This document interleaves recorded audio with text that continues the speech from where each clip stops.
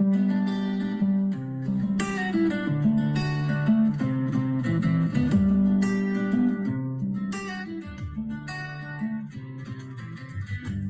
béni Jonas, tu portes l'art du combat, la sagesse de l'information, don de ta Tenzambe. Ton travail infatigable est reconnu, ta fidélité durable n'est pas vaine. Jonas, reste fort, ta Tenzambe.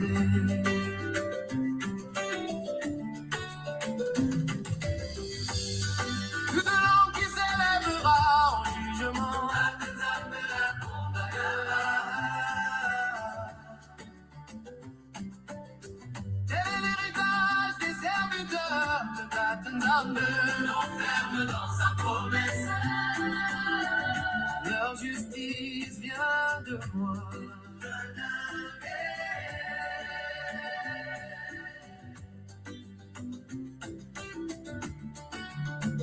Tiens bon, mon frère Jonas, sois fort. La main puissante de ta Tenzambe te gardera toujours. Ton combat pour la liberté, le ciel le voit. Fils de ta Tenzambe, à jamais libéré. Aucune arme forgée contre toi ne prospérera jamais. Toute langue qui s'élèvera en jugement, ta Tenzambe la condamnera. Quel est l'héritage des serviteurs de ta Tenzambe? L'enferme dans sa promesse. Leur justice vient de moi.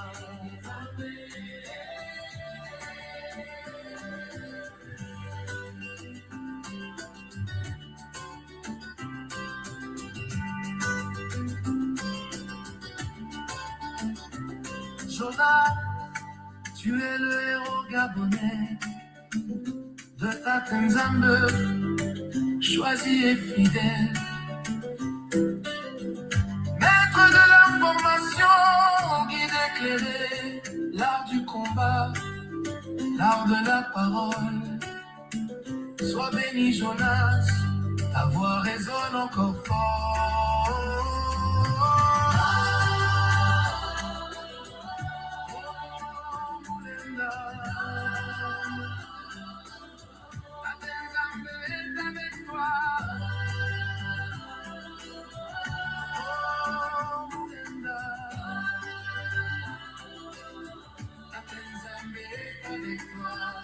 Le souffle de ta Tenzambe t'a donné la vie.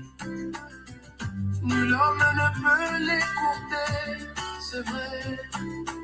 Justice et miséricorde, l'amour s'élèvera. Jonas, ton courage brille devant nos yeux.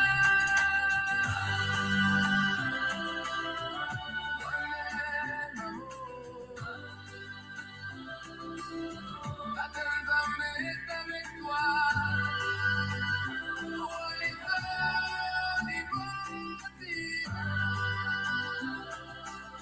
Ta Tenzambe est avec toi.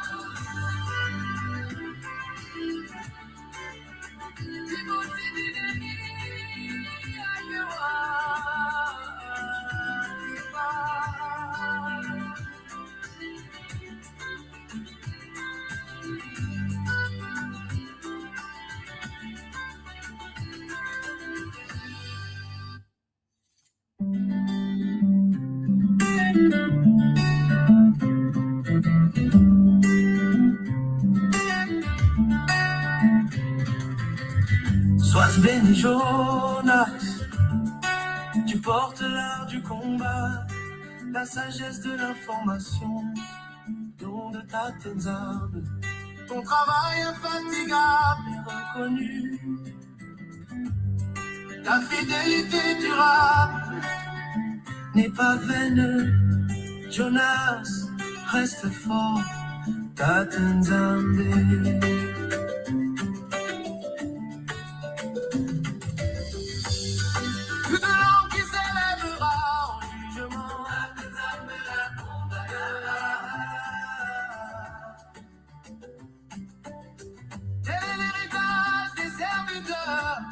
l'enferme dans sa promesse. Leur justice vient de moi.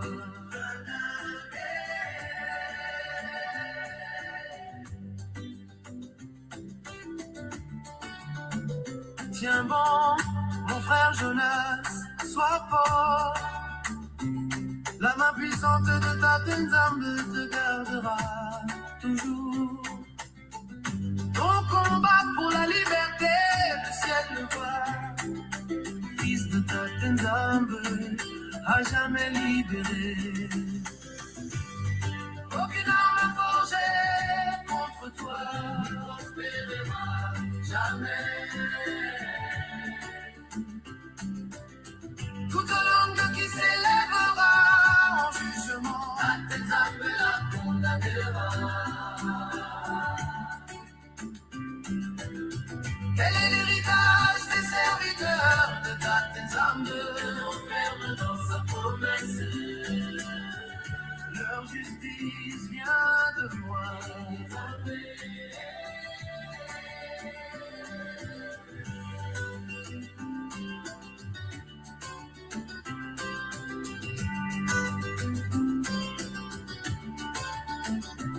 Jonas, tu es le héros gabonais de ta Nzambe, choisi et fidèle. Maître de l'information, guide éclairé, l'art du combat, l'art de la parole. Sois béni Jonas, ta voix résonne encore fort.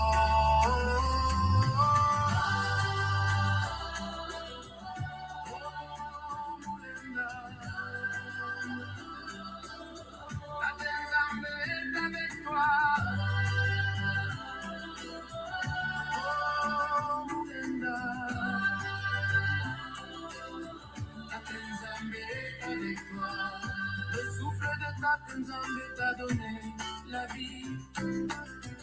Nul homme ne peut l'écourter, c'est vrai. Justice et miséricorde, l'amour s'élèvera.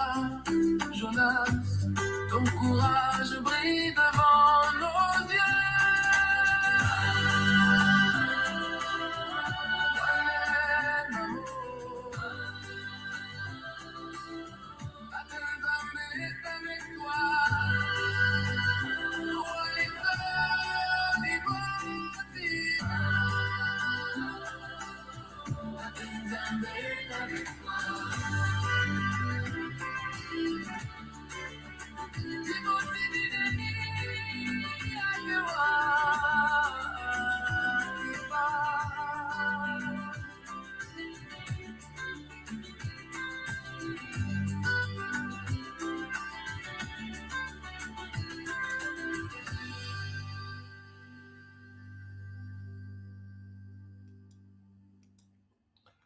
Bonsoir à tous, merci de me recevoir chez vous. Je suis une alerte qui avait déjà été annoncée par certains médias et certains activistes comme Hugues Sylvain Mefan-Metoua ou Superstar de Renista Billon.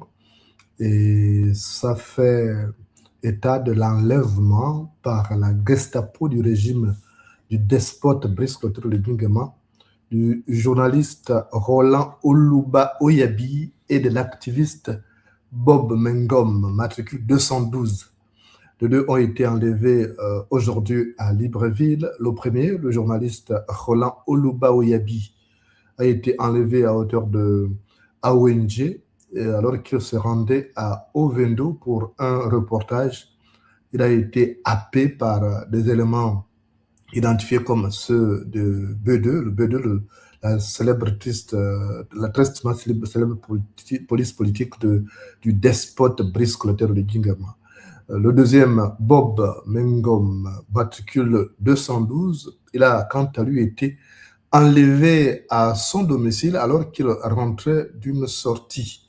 Selon une source familiale, il a été happé au moment où il descendait d'un véhicule de retour d'une sortie. Un autre véhicule l'attendait juste devant chez lui Et il a donc été kidnappé par la Gestapo du régime de Brice Clotaire Oligui Nguema, le despote qui règne à Libreville, qui applique la loi selon ses convenances. Donc, il a été ensuite déporté vers un lieu inconnu. On ne sait pas encore exactement où il a été amené, mais selon toute vraisemblance, il aurait été conduit manu militari ou à la cravache vers le poste donc de cette Gestapo, soit au B2, soit à la DGR, de police politique au service donc du tyran Brice Clotaire Oligui Nguema. S'agissant de Bob Mengom, matricule 212, on écoute le témoignage de son épouse. Oni, bonsoir, j'espère que tu te portes bien. Je sais que tu es déjà informé de l'arrestation de Bob. Vu que tu publies, j'aimerais te donner quand même quelques détails. Alors, en montant tout à l'heure, là aux environs de 17h, en montant, j'ai mon frère qui est venu me rendre visite. Donc, je suis montée vers la sortie de chez nous, là, où tu nous avais pris là en voiture, là. Donc, je montais avec ma soeur et mon grand frère, accompagner mon grand frère à la sortie. En montant, il y avait un véhicule de plaque blanche, un véhicule noir de plaque blanche. Il y avait un homme et une femme à l'intérieur. Et c'est comme ça. Ma petite soeur faisait même la blague, oh non, voici le véhicule qui est venu me chercher et tout, machin. C'est mon copain montant dedans. Donc, c'est en faisant la blague là que j'ai pu constater qu'il y avait un monsieur et une dame à l'intérieur. Donc, on avance, mais je n'ai pas vraiment, je n'ai pas fait attention au numéro de matriculation. J'ai juste constaté que c'était une plaque blanche, voiture noire. Donc, on montait. On ne peut pas s'imaginer que c'était la DGA qui était là, ou bien qu'on venait arrêter Bob. Donc, on montait. En montant, à quelques mètres de là aussi, j'aperçois Bob avec un de ses amis que je ne maîtrise pas, dans un pick-up orange, donnant l'impression que, bon, certainement, c'est son ami, ils étaient quelque part, ou bien son frère, il est venu déposer peut-être Bob à la maison. Donc, ils sont passés. Donc, c'est comme ça, en passant, quand le monsieur dépose Bob, Bob n'a pas le temps d'arriver à la maison. Il n'a pas eu le temps d'arriver à la maison. Aussitôt, il descend du véhicule rouge, on le fait arrêter. L'impression que c'était un échange. Donc, aussitôt, il descend du pick-up orange, le temps de vouloir entrer à l'entrée pour descendre chez nous, là, on le prend. C'est là où on l'a pris. Donc, quand on le prend là, il n'a pas le temps d'appeler les enfants, il n'a pas le temps de m'appeler, il n'a pas le temps de dire au revoir. On le met le menotte, on le menotte, on commence à le gronder, on le demande d'entrer dans la voiture de force. C'est comme ça qu'il est monté dans le véhicule. En montant dans le véhicule, il a fait descendre la vitre. C'est comme ça qu'il a eu le temps de crier Armand, puisque Armand est à la cour. C'est comme ça qu'il a eu le temps de crier Armand. Quand il crie Armand, Armand monte. Donc, il voulait certainement donner à Armand certaines indications. C'est comme ça qu'on pousse Armand. On demande à Armand de descendre à la maison. C'est comme ça que Bob est monté. Il a juste eu le temps de dire à Armand, je viens de me faire arrêter. C'est juste le temps là qu'il a eu. Il a juste eu le temps de dire à Armand, je viens de me faire arrêter. Donc, aussitôt qu'il a dit ça à Armand, eux-mêmes, ils ont monté la vitre. On l'a forcé à mettre les menottes. Il a dit, je ne veux pas mettre les menottes. On a commencé à le gronder, que oh non, ne commence même pas à faire ce que tu veux commencer à faire là. On a commencé à le gronder et tout. C'est comme ça qu'il s'est laissé faire. On a mis les menottes. Ils sont partis. Mais quand ils partent, on s'est rendu compte que non. Donc, les gars sont là depuis le matin. Et en dehors de la voiture noire là, il y avait une autre voiture à la sortie, de l'autre côté là, lorsque tu fais quand tu vas à l'UOB, c'est la l'UOB là. Je ne sais pas si tu connais l'entrée là. Donc il y avait aussi une autre voiture grise garée là depuis le matin. Donc ils étaient en train d'attendre Bob apparemment. Comme Bob est sorti très très tôt le matin, certainement les véhicules là sont venus après que Bob soit sorti. Donc ils attendaient seulement un faux pas pour prendre Bob.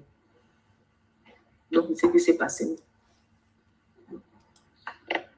Donc là, on n'a aucune idée, aucune information. Il est parti avec son téléphone. Je ne sais pas s'il t'a appelé. Donc là, on est là, comme ça, là, on attend. Voilà, donc Bob Mengom, matricule 212, et le journaliste de cette info,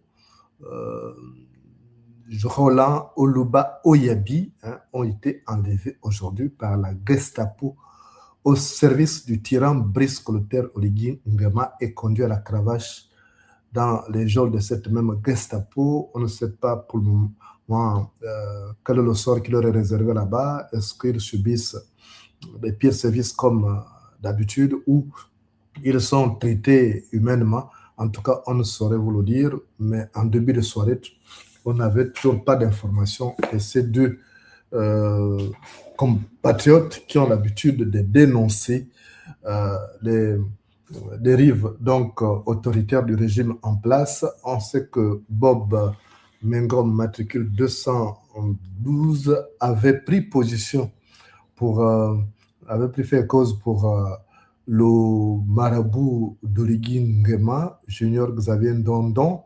Il s'était rendu jusqu'au tribunal de Libreville, dénonçant même le caractère impartial des magistrats qui semblaient être instrumentalisés. Il avait même dénoncé la vacuité du dossier et le manque de preuves à charge contre Junior Ndondon. Est-ce que son arrestation a un rapport avec l'affaire Ndondon? On le saura peut-être dans les prochaines heures, mais pour le moment, ce qu'on sait, c'est qu'ils sont gardés à vue par la Gestapo. Ce que je peux vous dire, c'est que ce régime instaure la peur depuis un bout de temps, depuis d'ailleurs qu'Oligui a accédé accidentellement aux manettes de l'État.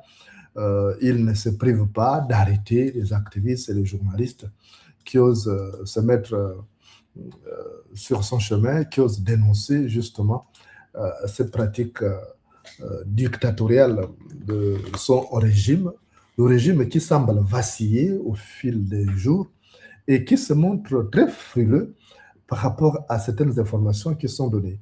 En dehors des journalistes et des activistes qui sont sur place au Gabon, ceux qui sont à l'étranger, parmi lesquels votre humble serviteur, sont considérablement traqués par ces systèmes.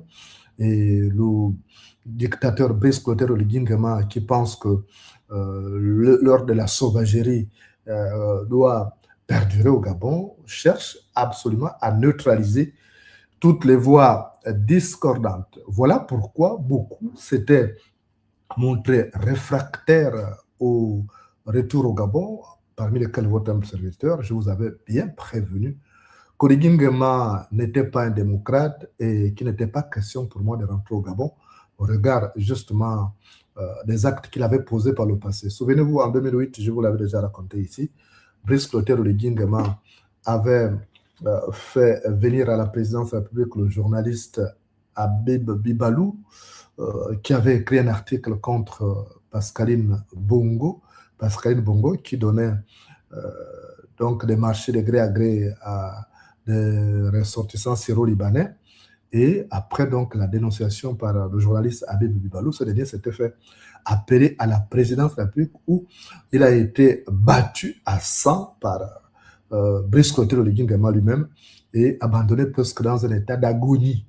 Il avait été transporté ensuite par la DGR au niveau de l'hôpital militaire. L'affaire n'avait été étouffée in extremis que par le président Omar Bongo à l'époque, ce qui prouve que ces jeunes hommes-là caracolent dans l'excès des ailes. C'est un tyran, Oligui Nguema, caracole dans l'excès des ailes, faisant de la persécution son agenda existentiel. Et maintenant, aujourd'hui, vous êtes un peu plus fixé par rapport aux intentions de ces tyrans-là. On vous avait dit que le pays n'est pas libéré. On a dit hier que c'était Ali Bongo n'est plus là. Là, c'est encore Ali Bongo qui est passé faire arrêter Bob Mengom et le journaliste Roland Oluba Oyabi. Ali Bongo n'est plus là. Vous comprenez avec un peu plus de recul que ce n'était pas Ali Bongo le problème, que ce sont les mêmes tyrans-là qui étaient là, qui tiraient les ficelles et se drapaient du statut d'exécutant d'Ali Bongo. Voilà, donc Ali Bongo n'est plus au pouvoir et on ne peut pas comprendre que pour un pays qu'on a libéré, semble-t-il, de la dictature, on se retrouve encore avec les journalistes qui sont convoqué sans toute forme légale. Parce que déjà, que ce soit le journaliste Roland Oyabi ou Oluba Oyabi ou alors l'activiste Bob Mengom, personne n'a reçu une invitation. En pareille occurrence, lorsqu'on reproche des choses à quelqu'un, on lui envoie une convocation en bonne et due forme. La convocation arrive chez lui et la personne a un délai pour se présenter, quitte à être flanqué de son avocat. Or là, on envoie des brigands dans les quartiers pour aller tendre des trappes justement aux cibles, et une fois que la cible sort, peut-être pour aller acheter même une cigarette, on la capture. Ce sont des méthodes de voyous, et que je viens vous répéter encore qu'Oligui est un voyou, c'est un brigand qui n'a pas changé.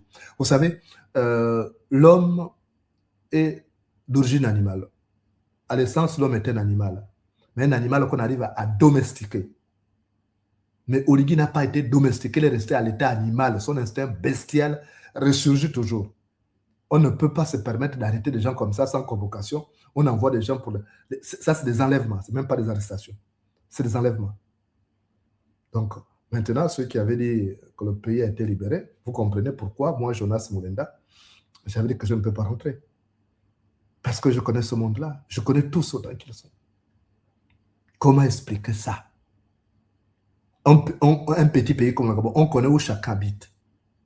Comment? Et c'est la même chose que Hervé Patrick Opianga a subi.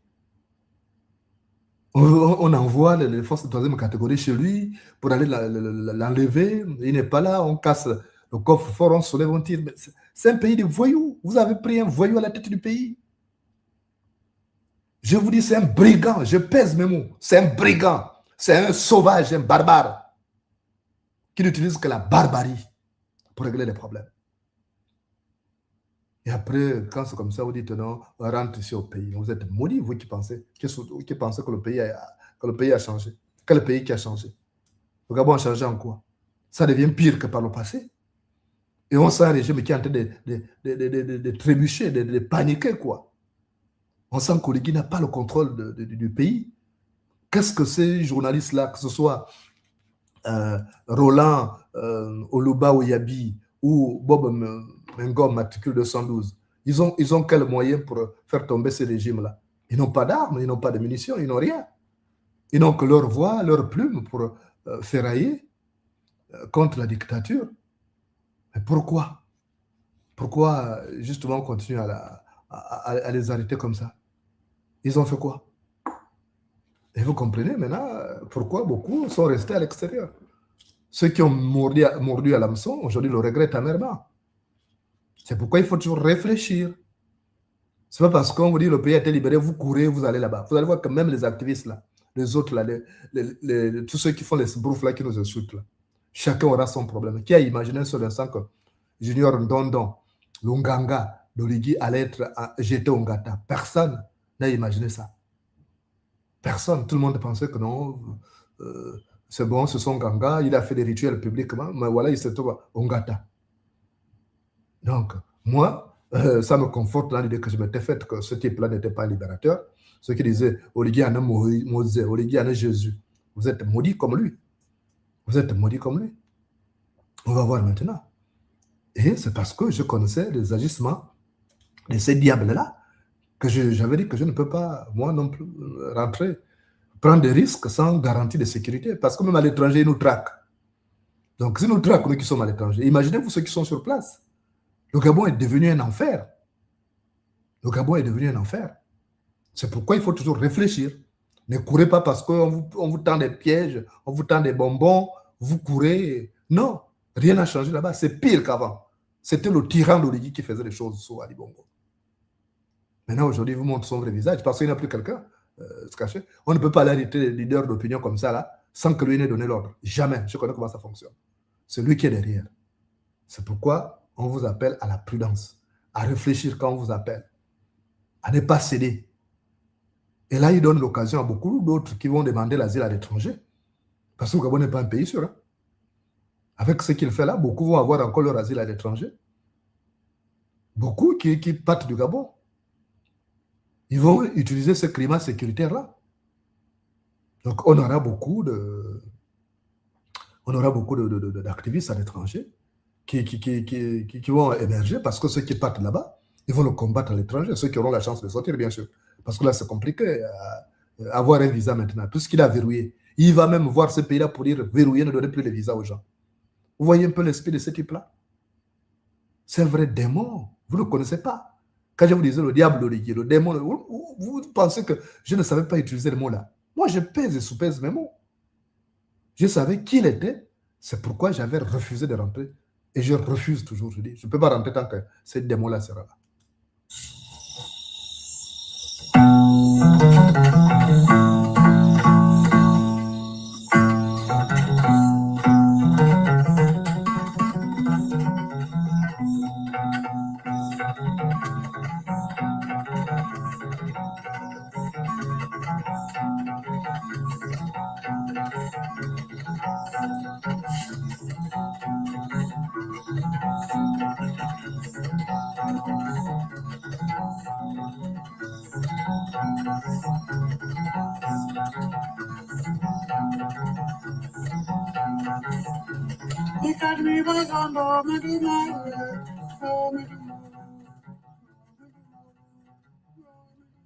Je disais que j'avais raison de ne pas répondre à l'appel de ce diable-là, parce que je sais que c'est un tyran, c'est quelqu'un sans âme et sans conscience. Et c'est pourquoi lorsque quelqu'un vous fait une proposition, même si elle est alléchante, réfléchissez. Ne sautez pas même ses pieds liés pour dire que non, le pays a été libéré en cours. Tous ceux qui sont rentrés regrettent. Hein. Ceux qui ont abandonné leur poste à l'étranger pour aller au Gabon regrettent amèrement. D'autres ont même déjà fait le retour. C'est pourquoi il faut toujours réfléchir. Dans un village, il y avait un homme. Il s'appelait Mumbina. Mumbina avait la faculté de comprendre le langage des bêtes. Et il communiquait donc avec les animaux grâce au don que lui avait laissé son père, son grand-père. Alors, comme vous le savez, il y a un animal qu'on appelle le tourako. Enfin, un oiseau qu'on appelle le tourako. Le tourako et le coq sont des cousins. Et ils sont des cousins comme Oriki et avec Aurélie Minza. Enfin, ce sont des frères. Alors, un jour, le coq a dit à son cousin, à son frère, le tourako, pour dire, frangin, ça fait longtemps qu'on est ici, on souffre. On souffre ici dans la forêt. Je crois qu'il faut qu'on envisage d'aller au village chez les humains. Là-bas, je crois qu'ils doivent vivre bien. Le tourako a écouté son cousin, le coq. Il a fait comme Ali Bongo, il a dit, vous faites confiance aux gens là. Le tourako a dit au coq, toi tu fais confiance aux humains. Il dit, oui, le coq a dit, oui, c'est des gens bien. Le tourako a dit, ok, va, après tu viendras me dire s'ils sont bien, s'ils traitent bien les animaux de compagnie. Le coq a dit, ok, je reviendrai te dire le résultat. Et le tourako a dit, ok, si tu réussis à revenir, bonne chance. Et le coq est parti. Et quand il est parti, il a atterri au village de Mumbina. Et comme Mumbina avait la particularité de parler le langage des bêtes, il a compris que ce coq-là était à la recherche de conditions de vie plus favorables. Donc, Mumbina a dit, ok, bienvenue chez moi. Moi, j'ai besoin des animaux de compagnie. J'ai déjà mon chien qui est là, il a fait du bien. J'ai mon chat qui est là, Mimi. Et toi, tu es le coq, tu vas être là, il n'y a pas de souci. Et pour amadouer le coq, Mumbina a construit un poulailler, vraiment à l'étage même. Donc, chaque fois que le coq, quand la nuit tombait, le soir à 18h, le coq montait aller dormir. Quand le jour se levait, Mumbina donnait des graines d'arachide, il donnait du riz. C'était beau tout ça. Et le coq n'est plus reparti. Dire à son cousin que non, là-bas je suis bien gardé. Et c'est comme ça que le Tourako a dit, mais mon frangin là, depuis qu'il est parti au village là-bas chez les humains, il ne revient pas. Il ne revient pas me donner des nouvelles. Il faut que j'aille là-bas, aller voir un peu comment on le traite. Mais je vais aller en mode petit moukouya, je vais me cacher quelque part, je vais voir comment on le traite. Donc un beau matin, le Tourako appelle le chemin du village, au village de Mumbina. Et il s'est perché sur un arbre. Il y avait un fromager là. Et il voyait son cousin à la cour en train de jouer. Il y avait des enfants, tout ça, c'était beau. Il y avait le chien, il y avait donc fait du bien. Il y avait Mimi, le chat de Mumbina. Il y avait une ambiance. Mumbina donnait des graines d'arachide. Il donnait du riz. Et l'autre côté, il a dit, mais oui, on dirait qu'il avait raison. Mais est-ce que moi, je dois descendre là? Est-ce que je dois aller là-bas? Est-ce que c'est prudent pour moi d'aller là-bas? Comment tout ça, ça va se terminer? Le Tourako a dit, bon, je reste là-bas toute la journée, je vais voir comment on le traite. Et le Tourako est resté là. Il regardait. Et à la nuit tombée, il a vu le coq monter, aller dans son poulailler. Il a dit, mais tout ça, c'est bon. Il dit, il faut que je vois encore le deuxième jour. Je reste là, je vais voir demain matin comment on le traite. Est-ce que c'est un traitement seulement propre à aujourd'hui, ou bien demain on va encore le traiter pareillement. Et le Tourako est resté là. Il a commencé à somnoler sur les branches du fromager. Et au milieu de la nuit, Mumbina a reçu des visiteurs. Et Mumbina a dit à Marundu, fais la nourriture comme dans nos villages africains. Quand un visiteur arrive, il faut lui donner à manger. Et Marundu est allé à la cuisine. Elle a dit à Mumbina, elle dit, mais chérie, bon, il y a le manioc, il y a la banane, mais il n'y a plus le complément. Et Mumbina est allé, il dit, mais comment on va faire? Et Mumbina, il tient. Il y a le coq pour l'ail, on va prendre le coq là. Et c'est comme ça que Mumbina prend maintenant la torche. Il allume la torche. Et le Tourako voit la torche, il dit, oh, qu'est-ce qui se passe? Il voit Mumbina en train de se diriger vers le poulailler. Il dit, oh, qu'est-ce qui se passe? On va réveiller mon cousin. Qu'est-ce qu'il a?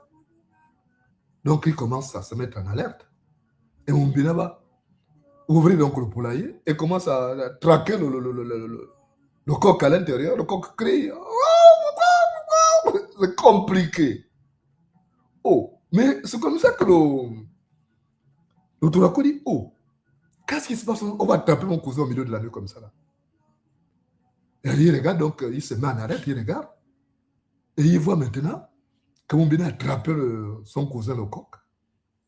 Et il l'a amené à la cour. Et il a égorgé.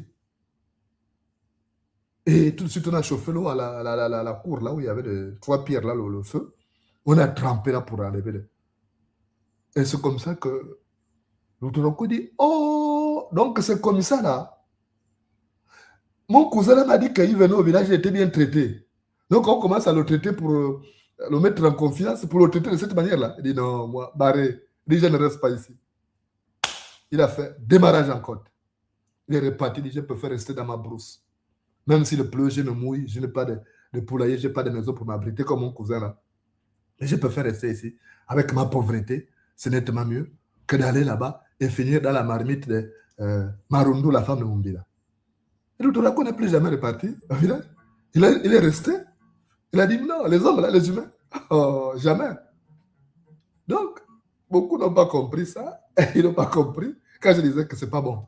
On m'a insulté, oh non, il est comme ça, il est aigri, au Moulenda, tu es comme ça. Machin. Oh, quand tu parles, oh, tu cherches les papiers. Ah! Le traitement qu'on réserve aux autres, là, ça m'incite à retomber. Ah, pardon, Zéléo. Merci de m'avoir reçu chez vous. Je ne vais pas rester longtemps en live avec vous ce soir parce que je suis invité par des panafricanistes. Et je dois aller sur leur émission. Hein. Donc, ce soir, il n'y aura pas de balcon. Je serai avec les panafricanistes togolais. Hein. Parce qu'il faut parler, nos problèmes, il faut les traiter aussi dans leur globalité. Voilà. Donc, merci et courage aux familles de Roland Oluba Oyabi et de Bob Mengom, matricule 212. La liberté n'est qu'un mauvais moment à passer. Courage.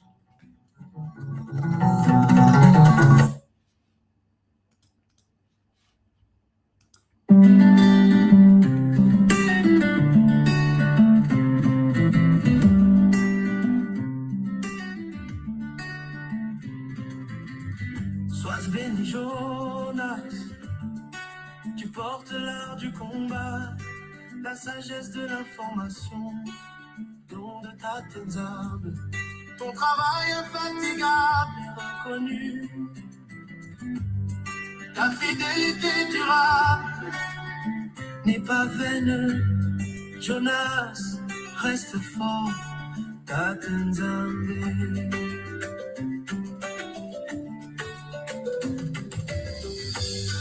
Toute langue qui s'élèvera en jugement, ta Tenzambe la condamnera.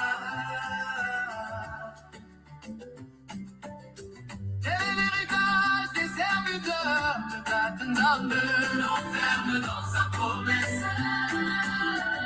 Leur justice vient de moi.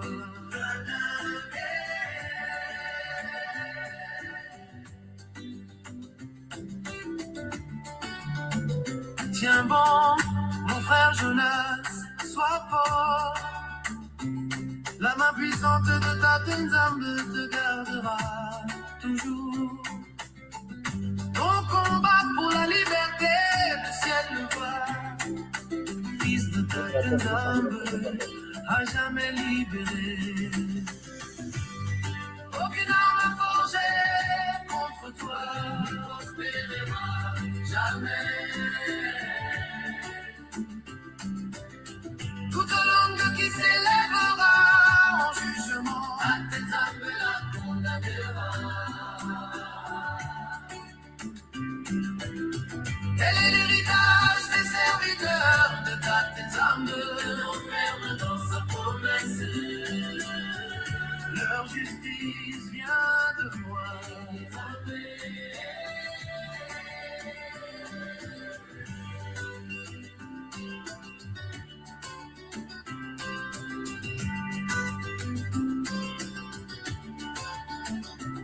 Jonas, tu es le héros gabonais de ta Tenzambe, choisi et fidèle.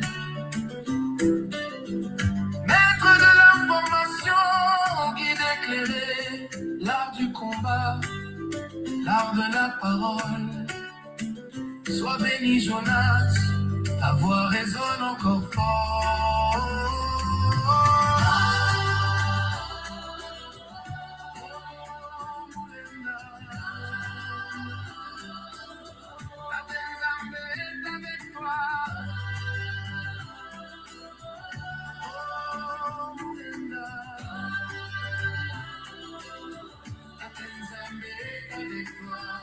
Le souffle de ta Tenzambe t'a donné la vie.